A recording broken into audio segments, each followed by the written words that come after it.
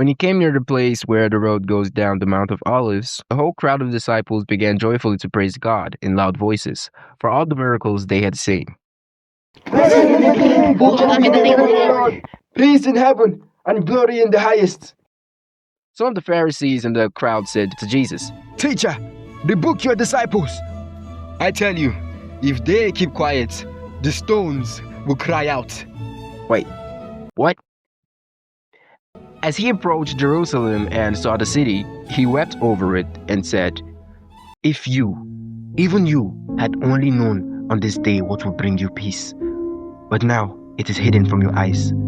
The days will come upon you when your enemies will build an embankment against you and encircle you and hem you in on every side.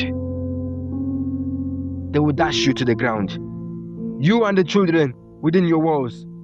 They will not leave one stone on another, because you did not recognize the times of God coming to you. When Jesus entered the temple's court, he began to drive out those who were selling.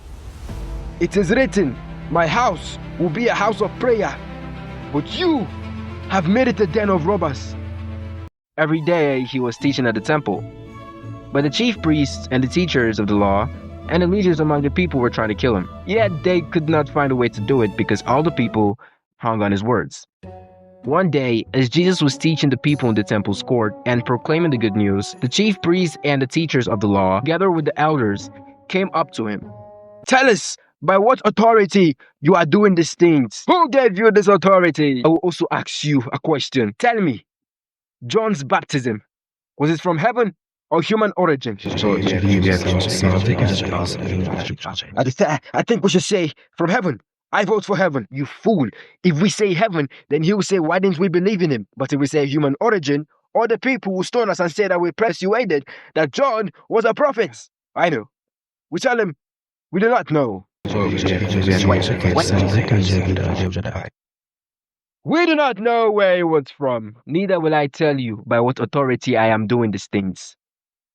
He went on to tell the parable to the people. A man planted a vineyard, rented it to some farmers, and went away for a long time. At harvest time, he sent a servant to the tenants so they would give him some fruits of the vineyard. But the tenants beat him and sent him away empty-handed. He sent another servant, but that one was also beaten and treated shamefully, and also sent away empty-handed. Then he sent a third, and they wounded him and threw him out. Then the owner of the vineyard said, what shall I do?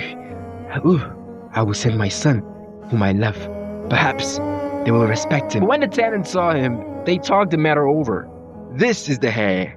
Let's kill him, and the inheritance will be ours. So they threw him out of the vineyard and killed him.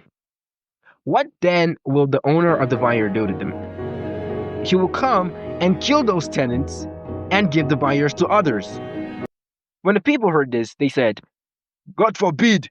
God forbid! Jesus then looked directly at them and asked, then what is the meaning of that which is written? The stone builders rejected has become the cornerstone.